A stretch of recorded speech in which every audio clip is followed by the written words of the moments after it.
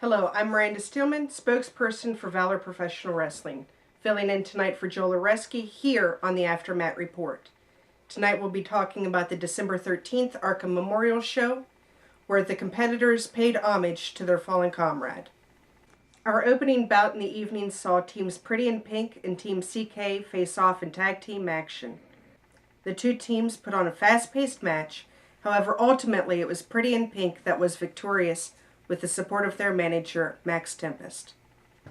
Our second match of the evening saw Suicide Myers facing off against Violator in the first ever mask versus mustache match. As a result of our last show, Hell on Earth, when Violator stole the mask of Suicide Myers, which was later found in a trash can, Suicide Myers challenged Violator to a mask versus mustache match. The loser of the match would be forced to relinquish their signature look. In an emotional grudge match that spread around the arena, including a Cactus Jack-like elbow drop from the ring apron to the floor by Suicide Myers, both competitors gave this match their all. At the end of the night, however, it was Violator with a clean victory over Suicide Myers. The moment the match was over, Violator stripped the mask from Suicide Myers and proudly displayed it as a trophy, while Myers ran from the arena. There is no word on whether we will ever see Suicide Myers again. In the third match of the evening, we saw Andy Weinberg and his winner's circle face off against WWE Hall of Famer Nikolai Volkov and the Wild Nerds Dexter McPoindexter and Goat Boy. First, we saw Andy Weinberg come to the ring to introduce the newest member of his winner's circle, BJ Walker, as well as long-standing member Hot Stuff TJ Mathis. After Nikolai Volkov and the Wild Nerds made their way to the ring, Andy Weinberg made the announcement that the third member of the team was outside waiting in his limousine. As Valour TV cameras followed Mr. Weinberg to the parking lot, we all waited in the arena in anticipation for the special guest that Mr. Weinberg had promised. When the special guest came through the curtains into the Valour arena, it was quite apparent that it was not, in fact, a well-known wrestling legend, but was indeed Andy Weinberg dressed as the icon Hulk Hogan. To his credit, Andy Weinberg did participate in the match, and to somebody perhaps nearsighted, may have appeared as though it was indeed Hulk Hogan in the ring. At the end of the match, it was Andy Weinberg who pinned Dexter McPoindexter in the center of the ring, overcoming the WWE Hall of Famer and the Wild Nerds. The last match before intermission was another first for Valour Professional Wrestling. At our last show, Hell on Earth, we saw Officer David Hetfield facing off against the native beast, Nyla Rose.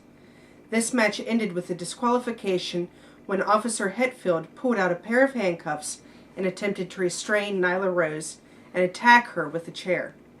It was the sexiest man alive, Eddie Valentine, who stormed to the ring and made the save. Eddie Valentine challenged Officer Hetfield to come back into the ring and face him in a match. That challenge was answered at the Arkham Memorial show in the form of a handcuffs on a pole match.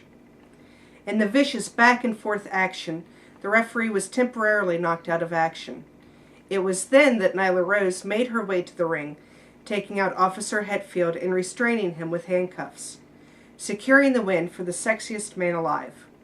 It is very clear that this rivalry between Rose and Hetfield is far from over.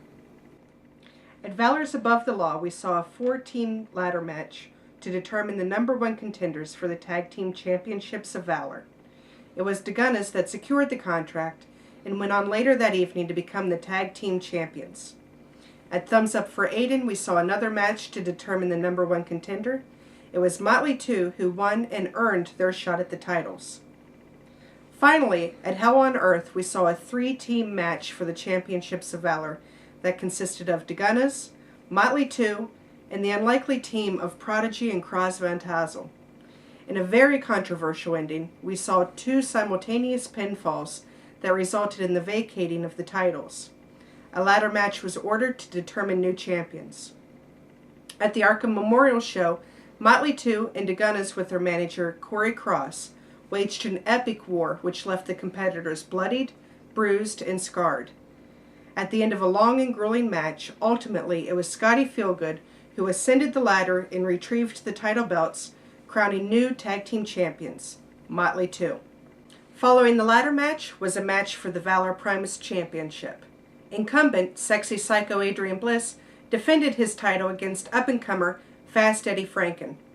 It was a high-energy match where both wrestlers fought valiantly for the title. Adrian Bliss retained his title by disabling Franken with a pile driver, the signature move of his fallen friend Arkham. The main event of the evening saw Prodigy PTV challenging the champion of Valour, Kras Van Tassel, in a no disqualification, no holds bar Arkham Asylum match. Both men took full advantage of the total lack of restrictions in a brutal beatdown in and outside the ring. There were broken chairs, broken tables, and a ladder smashed to pieces, and the two men both pummeled beyond reason. After holding the title for nearly 2 years, Kras Van Tassel was pinned by Prodigy PTV, crowning a new champion of Valour.